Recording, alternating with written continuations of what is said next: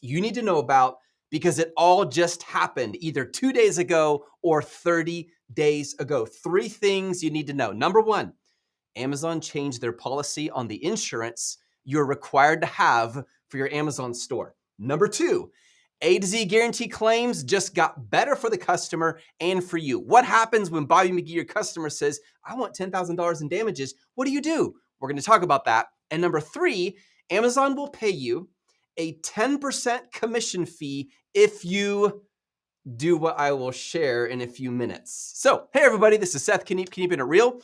I was broke as a spoke, almost divorced. I had never sold a single online product in my life, minus my acoustic guitar on eBay. And I decided to change my life with a single dime. Today, Just One Dime, built off of a single dime, provides premium training content for Amazon sellers in over 150 countries. And today, we have incredible news for you, hot off the press. Now, tell me if this is true for you. Did you ever wonder if Amazon requires you to have general liability insurance for your business? You've probably heard about this, but is it actually true? Now, here's the old rule. The old rule went like this. If you generate $10,000 of revenue or more for 3 months in a row, you have to get commercial general liability insurance. Well, what does that cost? Typically, it's anywhere from like $35 to $65 a month for $1 million of coverage. But Amazon updated their seller insurance requirements, and now you have to get business insurance if you just do $10,000 in just 1 month. So when does this requirement start? In 19 days, September 1st, 2021. But how many of you guys know about Amazon IP Accelerator for getting your trademark through Amazon's list of approved lawyers? So you can get brand registered before your trademark is approved by USPTO.gov. Well, Amazon did the same thing for insurance. Now we're talking about not Amazon IP Accelerator, which stands for intellectual property, but Amazon Insurance Accelerator. This makes it easier and lower cost for you, the seller. Now, what exactly is Amazon Insurance Accelerator? So on Amazon, you're going to navigate to a page of hand-selected insurers. That's a really weird word. Insurers. You pick the insurer that you want, and you ask them for a quote based on the product type that you're selling. Now, these insurers are set up with Amazon. Amazon handpicks them, and they're set up to give you competitive rates.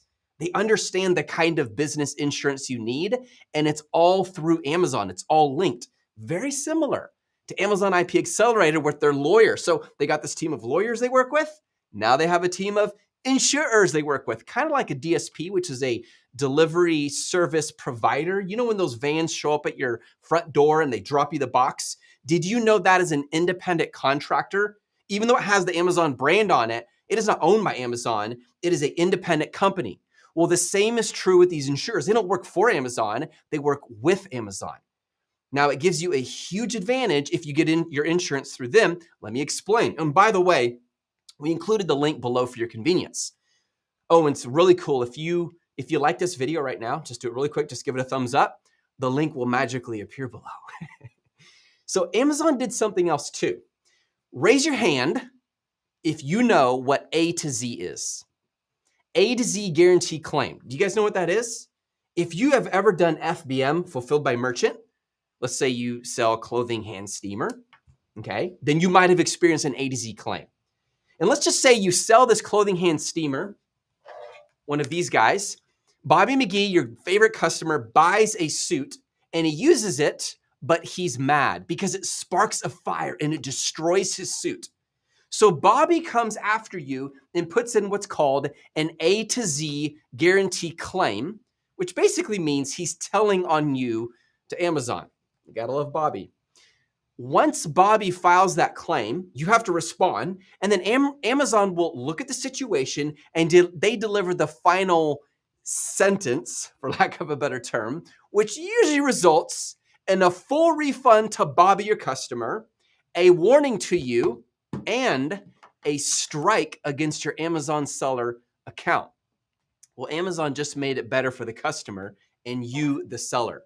You see, Bobby is so mad that he's not just upset with the A to Z claim. He's claiming you owe him $1,000 for damages because your hand steamer just destroyed his suit. Well, instead of making you pay a single dime, because you chose to get your liability, commercial liability insurance through Amazon's Insurance Accelerator program, Amazon will pay up to $1,000 in damages for the customer, and you don't have to pay anything. And by the way, more than 80% of all claims on Amazon are under $1,000. And guess what?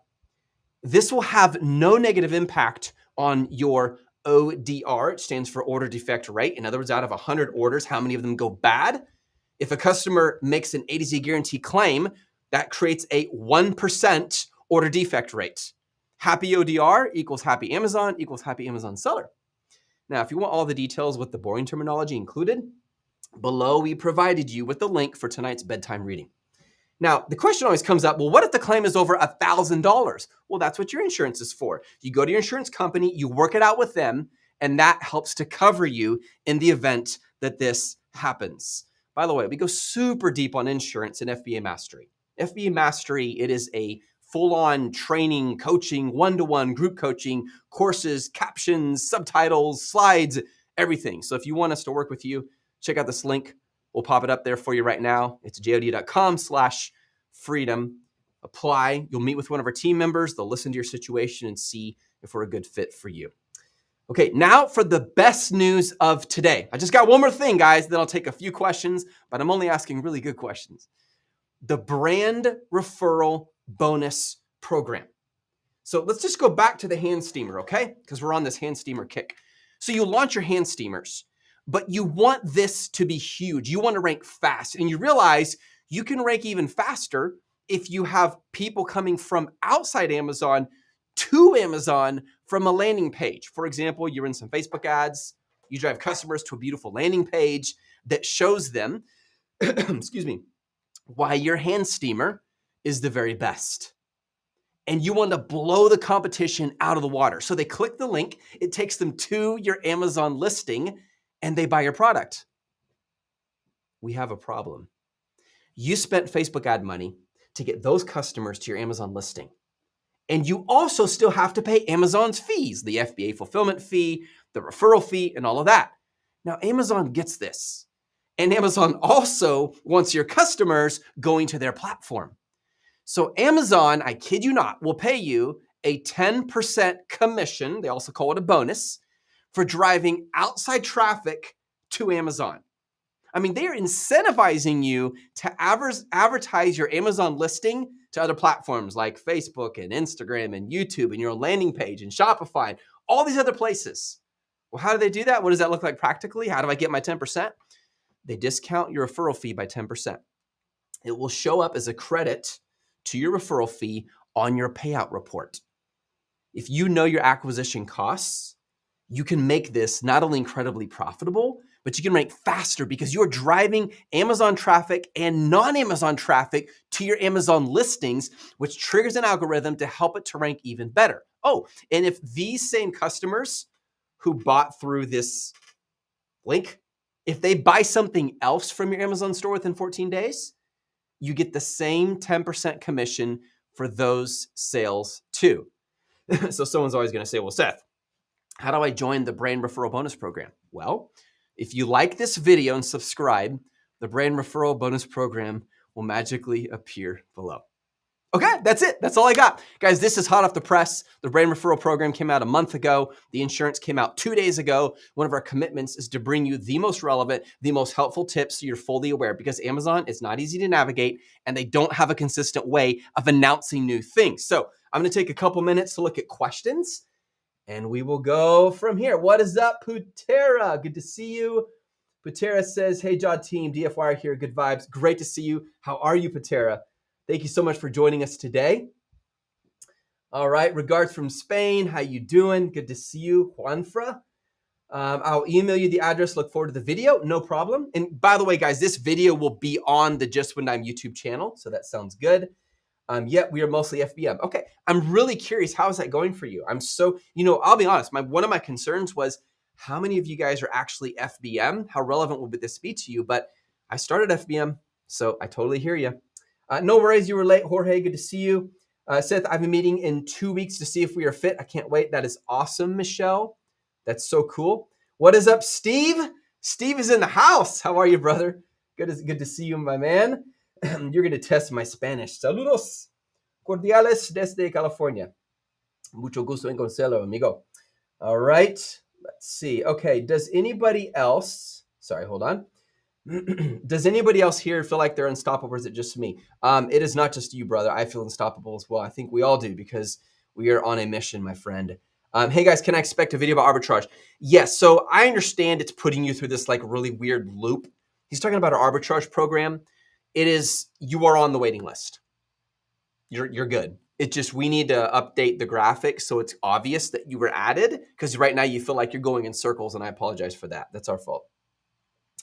Social comments display here. Click. Okay, cool. All right, guys, any other questions? We make our products instead of buying them. Okay, that is really cool. How do I know? Okay, great question. How do I know profit margin? A product is 8 pounds. Not sure how much it'll cost to ship and handle. Really easy. Just Google this. Amazon revenue calculator. Take a listing, the ASIN of a listing that is the same size and weight as much as possible as yours. Drop it into the top. Then you're going to put in your shipping costs, and you're going to put in your manufacturing, your shipping costs and your manufacturing cost, and then the price you want to sell it for on Amazon. Amazon's calculator will give you an estimate of how much fees, your FBA fee, your storage fee, your referral fee, go to Amazon, and what your profit is, as well as your profit margin. But if you want a simple tip on how to calculate profit margin, just remember PR, profit divided by revenue.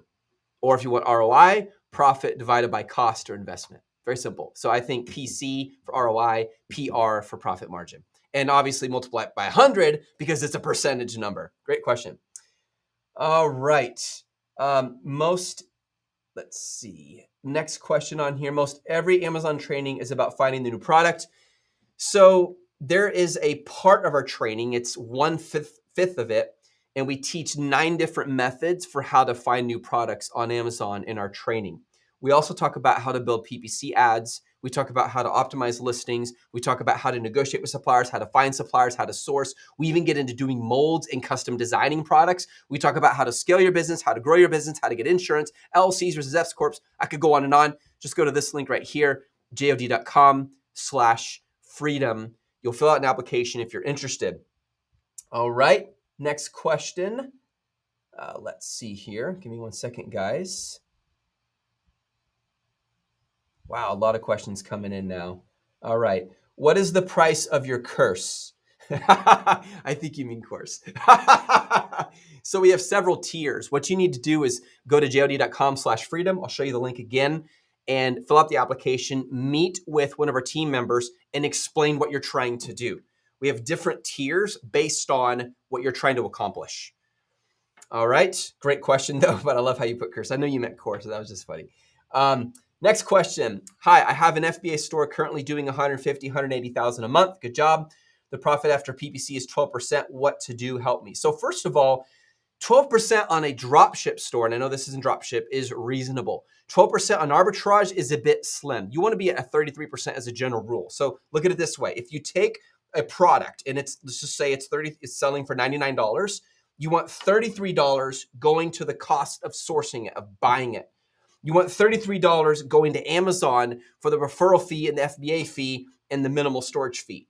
The remaining 33 is going to you. So as a general rule of thumb, you want to get 33% of that after PPC. Now, the fact that you're running PPC makes me wonder, and here's why. In arbitrage, and my wife has way more experience doing this. Alan, our team, has way more, but I've done some in my life. I used to do it quite a bit. I'm currently not doing it. But I can tell you this. When you do arbitrage, you want to list on other listings. You're piggybacking. You're not hijacking.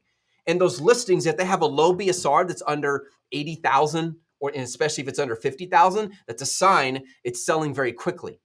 So you don't need PPC in order to do arbitrage effectively. In other words, you want to piggyback on listings that allow you to be a reseller of that item. You bought it at a discount at retail. You're reselling it legitimately. Does that make sense? That's very different than someone launching their own private label product and someone hijacking it. So if you want to raise your profit margin, stop running PPC, sell products that have a BSR of 80,000 or below because you're already selling fast. Literally, you're riding the wave. That's the beauty of arbitrage. All right, let's see. Okay, another question on here. Seth, when is a good time to start an S Corp if I have 3 LCs right now? I wouldn't even worry about it until you have staff. Here's the advantage of an S Corp. And that's once you're making really good money and or you have staff, what happens is as an LLC, you're taxed the exact same way as a sole proprietor. Now, you do have advantages as an LLC, but you're still taxed the same way because all the income is pass-through income. By the way, I'm not a lawyer. Do not take this as legal or financial advice. I'm just sharing with you what I know. As an LLC, it's not helping you with taxes so much. It's helping you with liability. The purpose of being an S Corp is, let's say your income, let's just say your living income is $60,000, okay? But you're making $120,000. So as an S Corp, you can say, well, $60,000 is my salary, which means you're going to get income tax on that, as well as FICA tax, which is also called employer payroll tax. But the remaining $60,000 you're going to take as a profit distribution, okay? That only is income taxed. It doesn't get FICA tax, also known as employer or payroll tax. So you're legally saving on taxes by being taxed as an S Corp. Now keep in mind, an S Corp is actually not a kind of corporation. What you would really be doing is you're an LLC taxed as an S Corp, or you're a C Corp taxed as an S Corp. S Corp is just a tax status. It's not technically a kind of corporation, even though it has the word corp in the name. Great question, man. What is up, Tim? How you doing, brother? Clicked on the brand referral program link below. Says I'm not identified as a brand owner, but I am. Clicked on button to identify as a brand owner. Did that work? Yeah, I don't know. I would reach out to Amazon directly, brother. I don't know.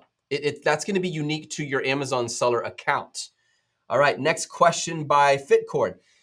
It is difficult to say the least. My question is this. We give free shipping. Okay, so you're doing FBM, right? We give free shipping, and when someone returns a product because they just don't want it, we lose shipping. Is there a workaround? Yes, FBA. Look, I mean this very respectfully, okay? First of all, I started doing arbitrage, and then I did FBM, and then I did FBA, okay? So I've been where you're at, and I know what it's like. Your business cannot scale unless you do one of two things. You either hire staff, which will cut in your profit margin, or you go FBA. But Seth, that means Amazon's going to take FBA fees. Like literally your fees are going to go from about 15% to 30 to 33%. You're right. You're right. But if your profit margins are good, now you are no longer limited to shipping these products yourself. You want to think bigger. Do you know when I used to get customers who returned the product and I knew it was BS? I knew. It's like, I can tell. They're complaining about the product because they want a refund. The product's perfect condition. I would do a removal order. I get the product. I'm like, it's perfect. Why are they complaining about it? And it would make me angry because I don't like feeling taken advantage of. Well, do you know what we would do? Is I set up my system so that Amazon will automatically refund if they just ask. But Seth, you're entitling greedy people. I know. Seth, that's horrible what they do. I know. Seth, it's unfair. I know. But I had to make a decision. Am I trying to grow and protect my business, or am I trying to satisfy my sense of justice? See? So if you are worried about that one return and the fact that they got free shipping and it's hurting your business, the issue is not how to fix that. It's change your business structure. I recommend FBA because you now, all that time you're spending packing and shipping or paying a 3PL to do it, why not spend that time finding a new product and another, and then you start to build a brand. You will always have greedy, entitled customers. There are always going to be a percentage of them. That's just life. Don't waste energy on them. Give them what they want. Hopefully they'll learn a lesson someday. In the meantime, grow your business, think scale. Great question, by the way. Next question. All right, what is up, Eric Shiva? Thank you. It's a new product, somewhat new dimensions, lots of back and forth with suppliers. Any tips? Yes. It might take you a month going back and forth with suppliers before you finalize the production. It could take you 2 months. That's okay. The last 2 days, we met in the other room here with all of our brand builders for Done For You. And for 2 entire days, all we did was just talk about how to do the best job we can for our investors and to really, really grow in our ability to communicate, to make sure we're on top of this, and how to make sure the team is everything they need. It was a really exhausting but fun time. And one of the brand builders, he pulled up the screenshot and he showed us his conversation on WeChat. And it was like a mile long with one supplier for one product. I said, how long was that communication? He said 2 months. Like, wow, that's a long time. Now, it doesn't mean they're always going to be that way, but you have to be patient. If you're going to build this yourself, it's going to take time.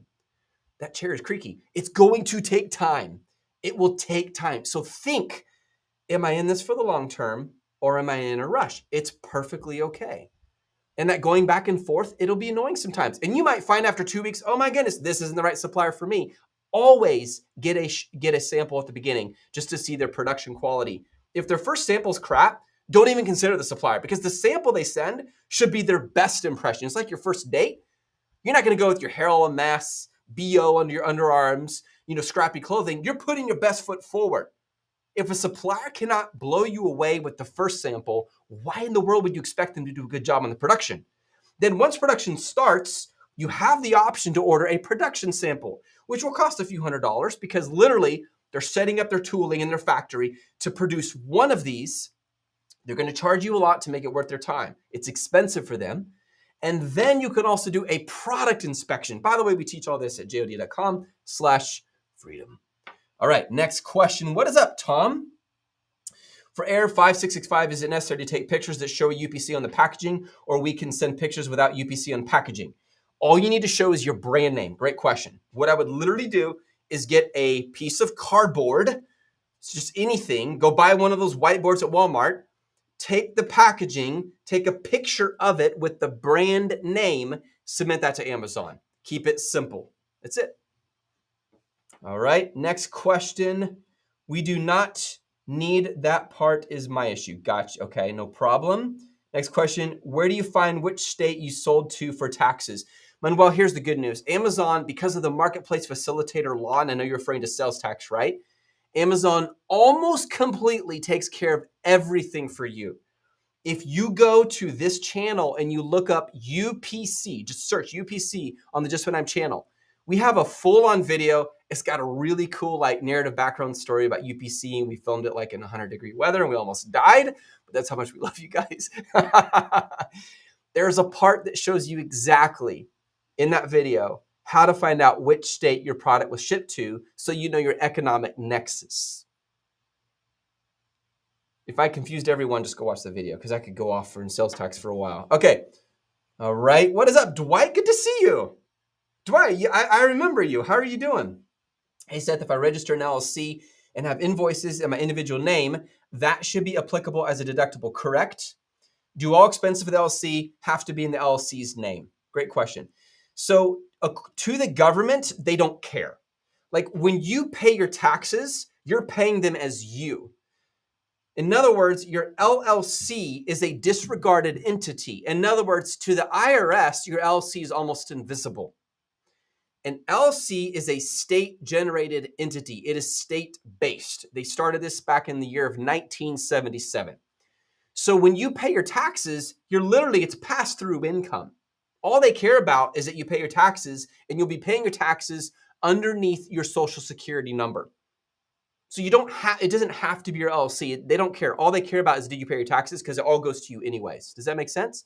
The only time you're going to have separate company tax and then LLC tax is when you have a C Corp. I'm sure there's other exceptions, but as a general rule, a C Corp pays corporate tax and they pay income tax for the shareholders. All right, one more question because the team is telling me to wrap it up. All right, just 2 more questions. Is that okay? 2? Yeah, that's fine. All right, they said 2 more questions. Okay, just 2 more questions. As I stated, we make our products are struggling to get sales. We make at most $10,000 a month. How can we grow that? It is resistance bands, which is competitive. So first of all, I just want to say the fact that you got to $10,000 a month in a very competitive category, good job. Really, really well done. High five. I respect you for that. Keep going.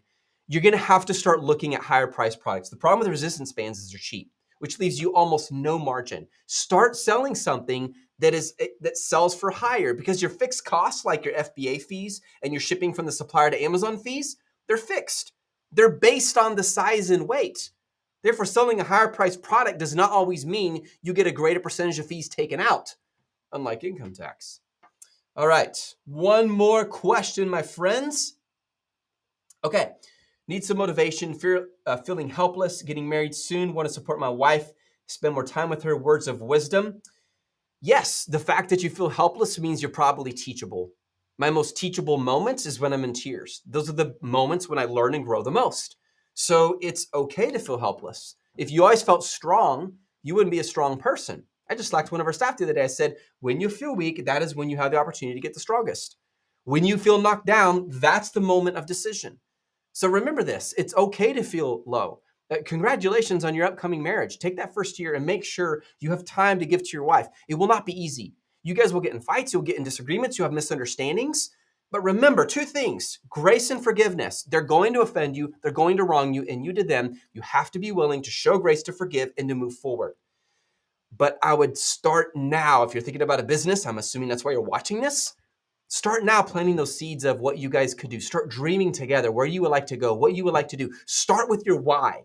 Who do you want to give back to? Where would you like to go? Who would you like to help? And then build your business to reach those goals. If you know your why, you will know exactly, you will have the motivation to build a business that supports that why. You guys, this is Seth Kniep, Kniep'n Real. I am signing off. I hope you guys have an awesome day. JOD.com/freedom if you want us to work with you. JOD.com/DFY if you want us to build an Amazon business for you. Keep on going. I'll see you next time.